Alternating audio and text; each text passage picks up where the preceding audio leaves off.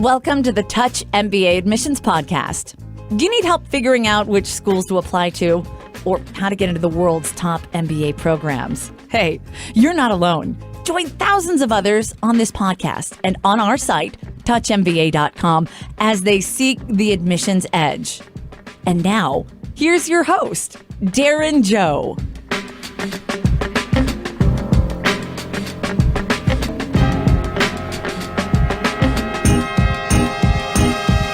What's up, guys? It's Darren. Welcome to the Touch MBA podcast. I realized that we haven't done an episode on recommendations, which is such an important part of the application. So I wanted to get a great guest on the show. We brought on Diarte Edwards, who was the former admissions director of Insead for 7 years, and who is now a director at Fortuna Admissions, which is an admissions consultancy, to talk about how B-school admissions use recommendations. Then we talk about who you should think about approaching to write your recommendations. And then we conclude the episode with how you can best prepare those recommenders so that, you get these all-star recommendations. And that's the big picture overview, but we really go in deep. So if you have any doubts about your recommendations and have some questions there, I think you'll probably get your questions answered in this episode. It's very detailed. I hope you enjoy it. At Touch MBA, we specialize in school selection help. So for those of you who are still trying to figure out which schools would best fit your career goals and your academic interests, go head over to touchmba.com. We'd be happy to help you out there for free. Give you some free feedback on your profile, on what you can do to strengthen your profile, as well as assess your competitiveness at your target schools, and also give you some recommendations of best fit business schools based on, what criteria for a school are most important to you. I'd also like to take a moment to talk about our sponsor. Ever wish there was an easier, more affordable way to get your MBA loans? Well, now there is. Common Bond is a leading student lender saving members up to $13,000 on MBA loans. Learn more at commonbond.co/touchmba. Common Bond Lending, LLC, NMLS number 1175900. So yeah, let's just get straight to this conversation with Carolyn. It was quite open-ended, and I often think those are the best podcasts. So enjoy.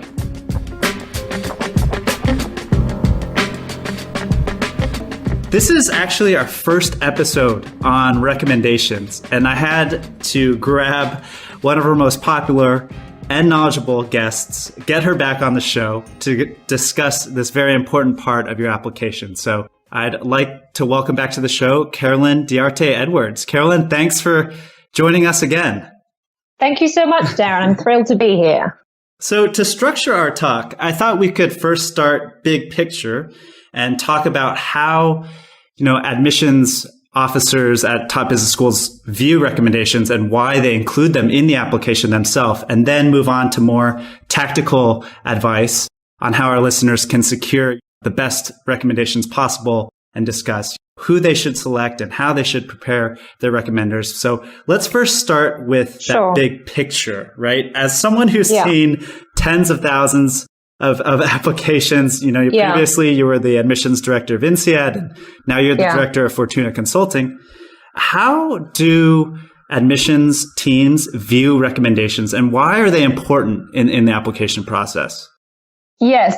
Yeah, it's a great question. I mean, schools are looking for a second opinion, a second and third opinion on your candidacy. Okay, so they want to hear from you, what are your strengths? What are your weaknesses? What are you, what have you gained from your career so far? Where are you heading in the future? But they also want to hear that from your recommenders. And, they're looking to get the perspective from someone who is senior to you and has therefore likely worked with other people at your level and, can compare you to a peer group where, they can comment on how your performance compares to other people at your level.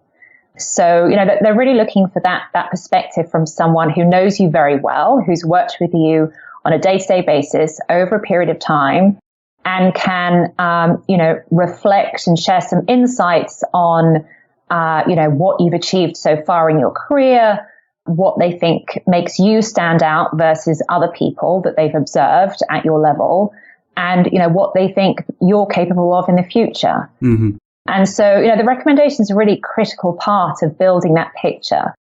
Schools are looking to put together an holistic view of your candidacy. So there are many parts to that. There's looking at your professional track record, through your resume, through what you have to say about that, perhaps in your essays and the online forms. They're looking at your academic track record. They're looking at your extracurriculars. They're looking at your career goals. And they're using different data sources to put that picture together. And one of those data sources is to look at the recommendations. So, it's an important part of building that puzzle and putting that picture together to understand overall who are you and what do you bring to the school. No, absolutely. That's a great overview. So let's move into who you should select. So, I think most schools would prefer to have your recommender, at least one of them, be a direct supervisor, correct? Right. Yes. So that's the ideal recommendation. So first of all, schools have a strong preference for professional recommendations. Sometimes candidates, have a professor who they know very well from undergrad days who would be happy to recommend them. But the schools are really looking for professional recommendations, even though schools are obviously academic institutions, they're not looking for academic recommendations. So really focus on people who have observed you closely in your career to date. As you said, a supervisor is often preferred or, even directly requested by the schools. And then beyond that, someone who, perhaps your previous supervisor or someone who's worked with you, who was in a senior position to you in the last few years. It's better to not go too far back. So if you've been working for, say, 6 or 7 years before you apply to business school, I remember at Insead sometimes seeing applications from candidates where they didn't have a recommendation from anyone who'd worked with them from the last 2 or 3 years. And that raises a red flag, right? You start to wonder, why don't they have someone who's willing to recommend them? Right. It may be that they don't feel comfortable asking their current supervisor, but, surely there's somebody else in their organization who they've worked with over the last 2 or 3 years who would be a suitable recommender. And so you start to wonder how well things are going and if, perhaps they don't have a fantastic relationship with their current employer and hence going back further in time. So I would say, people who've worked with you fairly recently and ideally a current supervisor. And if you're in a client-facing role, if you're in consulting or some other service role where you're dealing on a daily basis with clients, then, that could also be a good option. A current or a recent client who has observed you closely and you've worked with over a period of time, that's also a great option. And does the title matter? So the most important thing is that they know you very well. All right. They do need to be senior to you. Sometimes candidates make the mistake of asking someone who's really more of a peer than or someone who is sort of higher up in the hierarchy. And it's much better that schools don't give a lot of weight to peer recommendations. It doesn't have a lot of credibility. So it does need to be someone who's senior to you, but it doesn't have to be super senior. So, it's unlikely that your boss's boss's boss would know you very well. And sometimes candidates are tempted to go for the most senior possible recommender, and that person may be happy to give you a recommendation, but they might not have a lot of examples. They might not be able to say anything very specific, and then that doesn't help you at all. The schools are looking for detailed recommendations.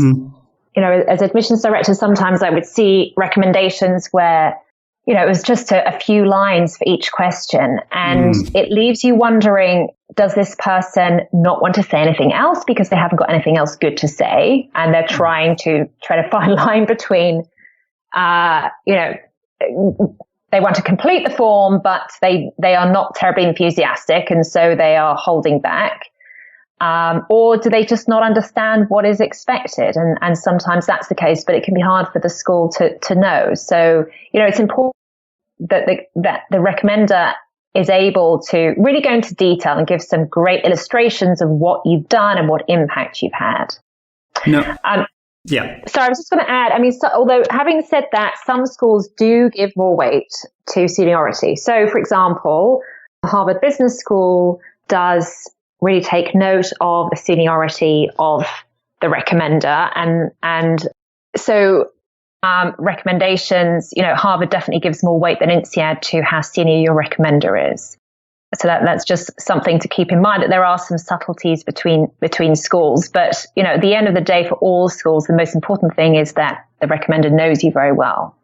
Yes. And I love the way you kind of take us into your mindset, into what you're looking for from the recommendation and how you're almost reading between the lines as well. Yeah. So one thing you mentioned was, if a recommender can only write a couple sentences, right? Describing your strengths, for example. Yeah.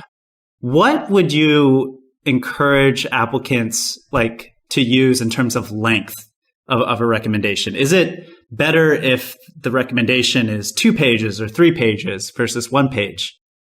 Yeah, so it depends on the school. Insead has a specific template, whereas other schools have sort of free-form questions, but it should probably be at least a couple of pages, right? Yeah. So the top US schools, many of them are using the common recommendation questions, which yes, is great progress because it makes it much easier for recommenders to recommend for multiple schools. But you should each question, and a lot of schools will give guidelines on word count, be way beneath the recommended guidelines for the word count. But I would say, probably for each question, you're looking at least half a page. Yeah.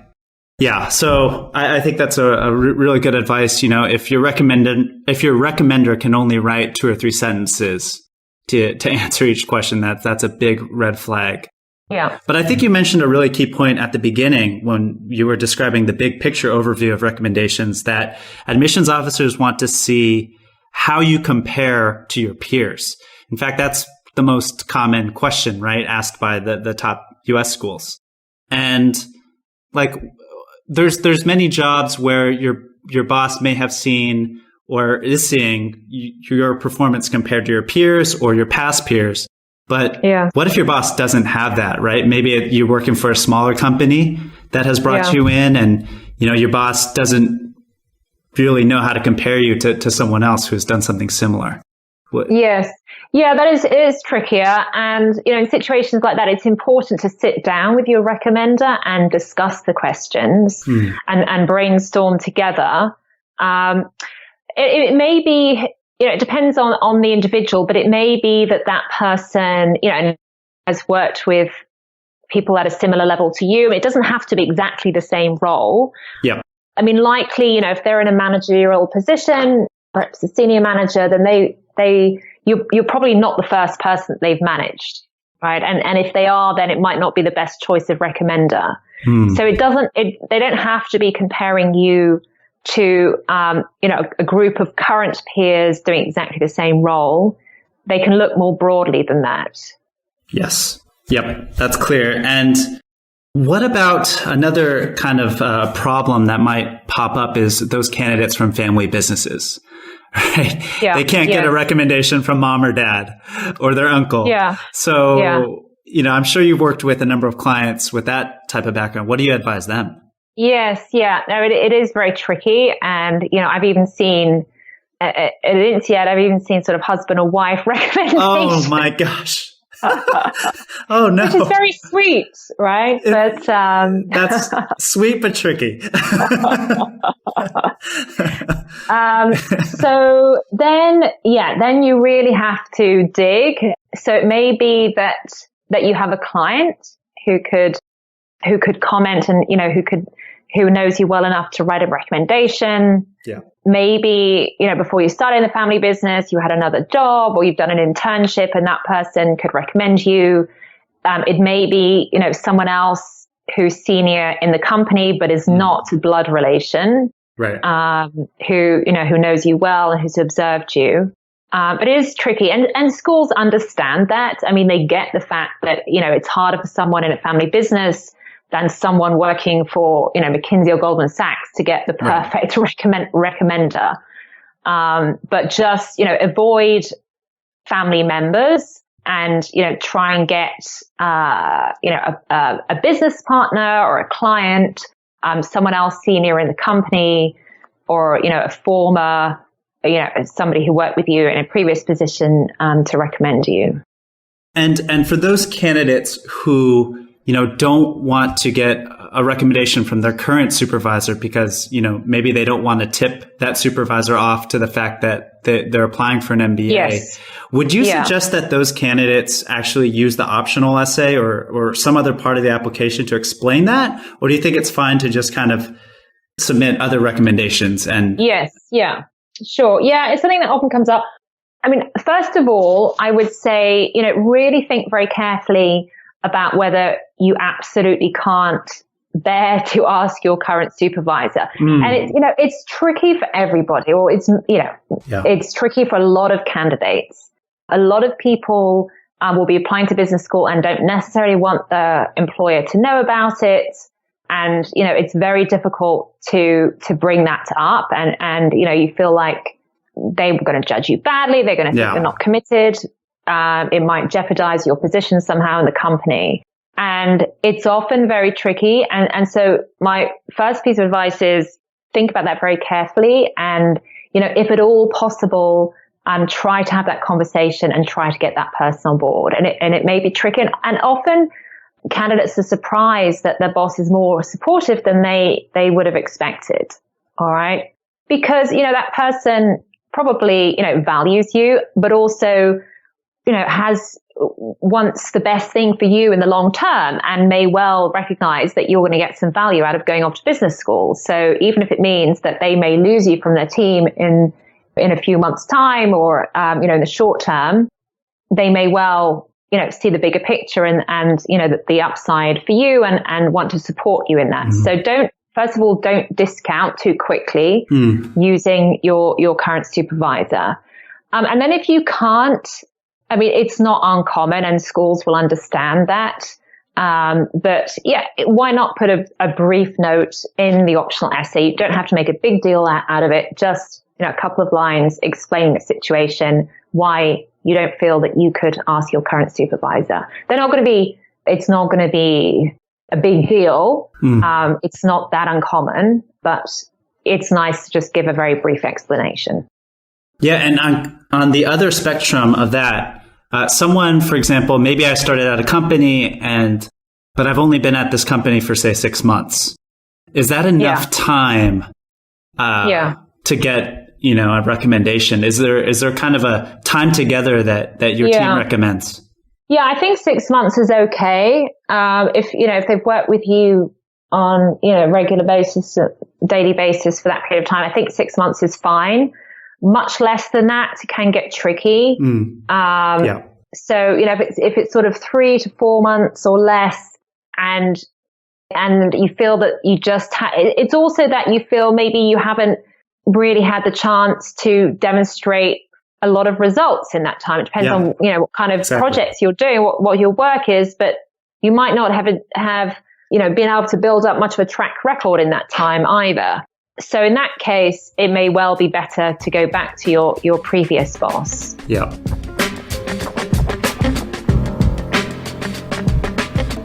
We've discussed the why, we've discussed the who. Now let's move to the how and the what. So you've figured out who your recommenders are. How can you best prepare them to write a great recommendation for you? What tips do you have here? Yeah. So first thing is start early. All right. You don't have full control over the timeline for your recommendations because you're counting on them to do the work. And, most likely they're incredibly busy people who have many demands on their time. And every school, at deadline time, you'll have some panicked candidates contacting you saying, I've submitted my application, but I'm really sorry. One of my recommenders can't send it in right now. They've gone off on holiday or he or she is going to be out sick for a week. And, you should not get in that situation where you need the recommender to be writing that recommendation in the last few days before the deadline. Yep. So plus, how would the recommender feel on getting that email right from you? That would right probably, at the last minute. Yeah. And it may be that you've asked them before, but you need to follow up with them and agree a timeline. And because they may very well want to do it, but they have hundreds of other things on their to-do list, and they may be the type of person who likes to leave things to the last minute. And if something happens at the last minute that pulls them away from doing your recommendation, then you're in trouble. Yeah. So first of all, it's often one of the first things that we have our clients work on is, figuring out who are the right recommenders, and then have a discussion with them about it, see if they are happy to do it. Are they going to be fully supportive? Yes. And get them on board right at the start of the process, or you cannot do that too early. So when you're saying too early, we're talking 4 months before application deadline? Yes. Now, for example, if you're applying in the fall, now is a great time to be having those discussions. Yeah. And even, further ahead of time, sometimes we work with people who are sort of 2 to 3 years out from going to business school, right? So they're trying to sort of plan things and further down the line. And, it's good to think ahead, about who your recommenders might be, and just be proactive at building the relationship and maintaining the relationship. So, for example, if you're thinking right now, I'm not going to apply this fall, I'll probably apply in 2018. You may well be working right now with someone who's going to recommend you, or you might have just started a new job, and, your previous supervisor is someone that you're going to need to go back to and ask for a recommendation. So you don't want to just suddenly, contact them out of the blue, having not been in touch for 18 months, and say, hey, I need you to write 6 letters for me to business school. You should have maintained that relationship, be in touch with them. And so, and if possible, even start to discuss with them, thinking about going to business school, maybe next year. What do you think? Get them on board with with your plan early, so that when the time comes to ask them, it's not completely out of the blue and a bit of a bombshell. You haven't heard from me for a long time, but hey, I've got a lot of work for you to do. Yeah, those are always the worst emails to receive. It is a big time commitment doing good recommendations. So, be respectful of the time and get them on board as early as possible. Yeah, I wanted to, this is very tactical, but I wanted to ask you about something you just mentioned, which was approach them and ask them if they would write you a supportive recommendation. That was your advice. That's kind of a tricky conversation, right? Because I guess I'm wondering, what would you advise your clients? What questions to ask? Yes. that person. Yeah. So if you're not 100% sure, in some cases, candidates will know this person is, absolutely rooting for me, wants me to go to business school. He or she is going to write a fantastic recommendation. Or it may be someone where you're not quite sure, how supportive they will be or how keen they will be for you to go to business school. So in that case, I would have a conversation with them very early on and just, say you're thinking about going to business school. Yes. What do you think? And, and without sort of perhaps asking them directly, will you be my recommender? Yes. Or, I want you to be one of my 2 recommenders. Just sound them out about it in a more roundabout way to see how they react, and see if they say, wow, that's a great idea. I think you're going to get so much out of going to business school. And often they will then say, I'd love to be your recommender. That will often happen. But if they seem a bit more reticent about it, maybe sound out some others as well. And at an early stage, it's good to have in mind, at least 3 people who could be your recommender. So I would have that discussion with, 3 or maybe 4 people, so that you've got a few people who are on your side, who you think, this person's going to be ready to jump in if I need them. Because, you might find that somebody is suddenly not available in the last, few weeks before the deadline and is not going to be able to submit, or something happens. So it's good to have some backup options as well. So, in the early stages, I would suggest sounding out, 3 or maybe even 4 people. I think that's such great advice. And then in terms of what to actually give your recommenders, what should that be? Yes. Yeah. So I would talk them through, and, with our clients, we prepare like a briefing document. We have the clients prepare a briefing document for the recommenders and suggest that they, meet with the recommender to talk it through together. So, and the things you need to brief them on, where you're applying and why you're applying to those schools, what those schools are looking for. Your recommender may know that very well, right? If they've been to business school themselves, it's going to be much easier for them to know what type of things the school is looking for and what are the kind of things that they should be saying. But if they're completely unfamiliar with the world of business school, you need to give them the background. Yes. And so explain where you're applying, why you're applying there, what are your career goals? What do you want to get out of the program? Give them the history, give them the context so that they know what you want to get out of the experience and therefore what are the types of things that would make sense for them to write about. And then, discuss each of the questions that they're going to be asked and, discuss with them what are the points that you are highlighting in your application. So what do you see as your strengths, and ask them, have an open conversation. What do they see as your strengths, and try to build some coherence between what they're going to say about you and what you're saying about you. Because, the schools are also looking to see if there is some coherence between how you present yourself and how the recommenders say, what are you good at? What have you achieved? What are your weaknesses? If the picture that they portray is completely different from how you see yourself, then, there's a disconnect, and that's a red flag for the schools. Yes. So, you don't necessarily, it needs to be complementary. You don't want a complete overlap either. So, if you're highlighting 3 strengths in your application, you don't want those exactly same 3 strengths in exactly the same wording to be used by both of the recommenders, because, then the schools start wondering, have you had too much of a hand in that? But, brainstorm with them together. It's good to, have an initial discussion with them and give them some suggestions on examples that they can use, because, I've written recommendations, people who've worked for me in the past, and, if they come to you, especially if it's a couple of years since they worked for you, it can be really hard to remember which project did that person work on, and, what was their role exactly, and what did he or she do versus the other members of the team. And to get all the right examples together can take quite some time.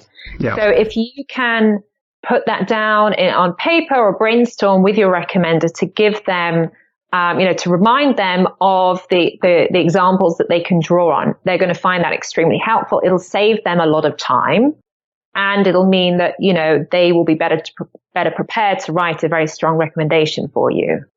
What should candidates do when their recommenders say, just write a draft for me, and I'll I'll polish it off? Because as much as we would not like to admit it, I know it happens all the time, right? I mean, your recommenders are very busy. So what's your advice there? Right. Yeah, it is tricky. And as you say, recommenders do sometimes say that. First of all, you need to push back on that, because schools are very good at picking up on who has actually written the recommender. The file readers are incredibly experienced. They have a sixth sense for picking out, similarities in phrasing, style. And so, if it's been written by you, they're going to figure that out. And it completely, then it's waste of a recommendation.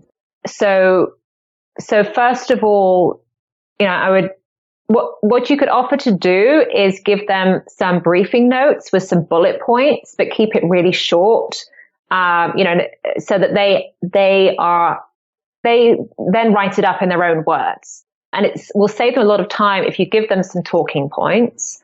But, it means that they will need to elaborate a bit. They'll need to put it into their own words. They'll need to put their own perspective into it. And that, that process is really important. Mm-hmm. So first of all, I would say, it's not an uncommon request, but what you need to do is push back on that. And if you start the process early enough, then they should be able to find, an hour to write a recommendation over, a 4-month period. And if you explain to them that, it's really important that it comes from them and it's not written by you, then hopefully they will understand that. And sometimes candidates are worried that, their recommender doesn't write perfect English. Yes. Don't worry about that too much. I mean, the schools are much more concerned about your English than the English of your recommender. Yeah. What they want from the recommendation is the content. They want to, get the key messages. If, there's a few spelling mistakes and there's some grammar mistakes, it's not a big deal. The school's not going to hold that against you in any way. All right. So they'd much rather have, an imperfectly written recommendation than have something that you have cooked up for the recommender. That's great. And I love the language you've used to answer these questions because our listeners can use that same language when they approach the recommenders. So good. And so what about weaknesses? Because that's another. See, I'm just going to all the tricky parts, right? Because I think that's what right. Our listeners need the most help with. So let's get straight to the good stuff. Weaknesses. Admissions officers know that no candidate is perfect. No candidate is nobody's perfect. Nobody's perfect, right? So the question is, how can you coach your recommender to, present the weaknesses, what you really feel is your weaknesses, but also, quote unquote, your best weaknesses. That makes right. Something that's not going to torpedo your application. Exactly. Yeah. It is tricky, and it's something that, candidates often struggle with, the recommenders struggle with. And sometimes you'll see recommendations where they just say, there is no weakness, right? They don't really answer that question. And that's not very helpful, right? That doesn't help. It doesn't, help the case of the candidate at all. Mm-hmm. And then sometimes you'll see recommendations where they will say, the typical things are, the candidate is a perfectionist, drives him or herself too hard. That's something that comes up a lot. Yes. Or so you don't want your recommender to say something that is kind of not really a weakness. Working hard and having high expectations of yourself is not necessarily a bad thing, right?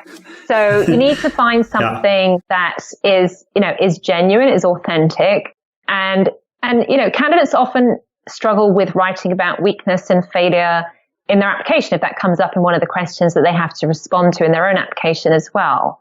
And what I say to candidates is schools want you to come with an open mindset and the ability to share and the ability to acknowledge what you're good at and what you're not good at. And somebody who thinks they're perfect and thinks they know it all already is not going to be a good student, right? They're not going to engage in a productive learning experience. And so, that ability to acknowledge weakness and acknowledge failure is really important. A really important characteristic that schools are looking for, and the ability to show insight and to be humble about it. Mm-hmm. So that's important, both in what the candidate says about him or herself in the written application, and then also quite likely in the interviews. It's something that can come up, and it's also important that it's honestly addressed in the recommendation. So sometimes it's something that comes up when during a brainstorming discussion with your recommender. It may be that it might be something that you've discussed in one of your performance reviews. If it's somebody who supervised you, perhaps you've gone through performance reviews, and a good supervisor will have identified points where you can improve your performance so that you can develop and grow. So it may well relate to something that they've picked up in one of those discussions previously. So, I would say just, pick something that is real, pick something that's authentic. Don't worry too much that it's going to make you look bad. The school is looking for, a genuine picture, and they're not expecting anyone to be perfect. And if the school or if the recommender doesn't answer that question properly, it's really a negative for you. So, they're looking for honesty and authenticity there. And then also, what the recommender can do is perhaps also comment on, whether you are aware of that weakness and whether it's something that you're working on, and perhaps you've made some progress. So it could be, for example, perhaps the recommender has observed that when you first started in your role, you were shy about speaking up in meetings, and you weren't forthright about sharing your own opinions, and your supervisor thought you had some good opinions to share, but you were lacking confidence. And perhaps that's something they've discussed with you, and you're improving on that point. All right. It's perfectly understandable that as at an early stage in your career, there are things that you need to work on, and the school just wants to understand what are those things. I feel like good weaknesses are ones that the MBA can help you improve on, right? Yeah. For example, confidence or public speaking. But a bad weakness could be something like he has anger management issues, or something that you'd be like, whoa, okay, this candidate might actually be a problem, right? Yeah. With their attitude. So that's the way I look at it. But it is, again, like, it's tricky. You got to toe that line, be honest. But I really like the idea of the performance appraisals, because those are true professional, most likely to be professional weaknesses that an MBA program could help with. Yes.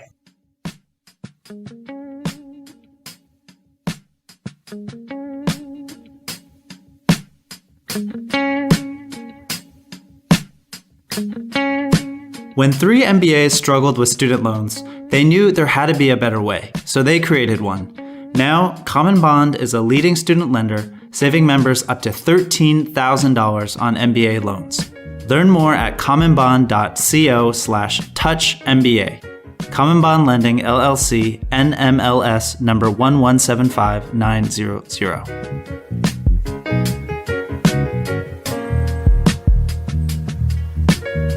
Is it better to get a recommendation from an alumni of the school you're applying to? I forgot to ask you that one under the who. Right.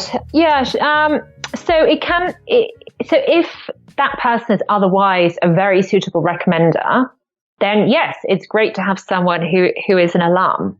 If you're choosing between a couple of people and both of them know you very well and both of them have supervised you and one of them is an alum of the school, then yes, I would definitely pick the alum, because the school will, may well remember them, and they will assume that alum knows what the school is looking for and understands fit with the school. And if they're recommending you, then they carry credibility in terms of understanding what makes a good candidate for that school, and would they want you to be part of their alumni community? Yeah, and one other question on the what before we close up the episode is many of the top programs actually ask recommenders to almost grade you. So they'll give you like a grid of like a skills assessment. And then basically, they're kind of like 1 to 5 rankings, where 1 is very weak and 5 is outstanding, or like, top 1% of peers or top 5% of peers. What do you advise clients here, right? Because at the top schools, obviously, you're going to get great applicants, and I'm sure we'd all want our recommenders to mark us top 5% in every skill, but that also looks really unrealistic too, right? Because of what we just talked about. So I'd love to hear your thoughts here. Yes, yeah. So if they tick, top rank for every single criterion, then honestly, it looks like they haven't actually thought about it or even really read the questions. So it's much better that there's a bit of a mix there, because, and again, that's something that you could discuss with your recommender. I mean, there's going to be some areas there where you are really strong and some areas where, it's not your top strength. Yeah. So, definitely it's good to have some ratings that are in the very top level, but they don't have to all be in the top level. And, in fact, it's better if they're not, because it just looks more authentic. It looks more genuine. And, hopefully that the points that are highlighted there as really your top strengths are also coherent with the narrative in your recommendations, and also, how you present yourself in your application. So, if you're presenting yourself as someone who, is a fantastic communicator, a great people person, a great team worker, those things should be very highly rated in those rating tables. And it's okay if, maybe you are not the most organized person that the recommenders ever worked with. And so if they don't put you in the top category for that, that's okay, right? Again, business schools are not expecting you to be perfect. And if you try to, if you recommenders are trying to make you look perfect, it doesn't look real. Yes. I mean, it's just, I'm sure some of our listeners will say, well, if I'm not perfect, does that mean I have to be above average, top 50% or top 25%? I mean, obviously the higher the better, but I think the mix is, like you said, so important, right? Yeah. I think this has been a great conversation. We only planned to speak for 30 minutes, but it's been nearly 50 minutes. Any last tips to give on this crucial part of the application? I think we've gone through a lot. To me, the most important thing and the mistake that candidates make most often is, leaving it too late with their recommenders, or just, maybe you have a good conversation with them at the start of the process, but then you kind of leave it up to them and assume that they've submitted. Just, keep in touch. You don't want to be a pest, but, you need to manage them through the process. It takes some time to do good recommendation. So you need to be careful that they don't leave it to the last minute. And so, have a little project plan for yourself with a timeline, having the discussions with the recommenders, going through a briefing document with them. When do you agree with them when they're going to write it and when they're going to submit it? And that should not be the last few days before the application deadline. Yeah, that's great. Great advice to end on. Thank you so much, Carolyn, for jumping on the show. And I do want to point out to our listeners, you can find Carolyn at fortunaadmissions.com. And I'll also link to 3 awesome articles that they have written on recommendations that give really good guidance in the show notes. So check those out. But again, Carolyn, thank you so much. And yeah, there it is. Our first recommendation our first episode on recommendations. So thank you. Thank you so much. My pleasure. Thank you very much, Darren.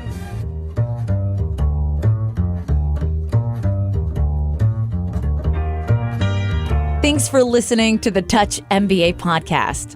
Don't be shy. We have a mailing list. Go to touchmba.com and get yourself signed up. And we'll keep you posted with the best tips and insider interviews on how to get into your #1 school. You can also find us on Twitter and Facebook at Touch MBA. See you soon.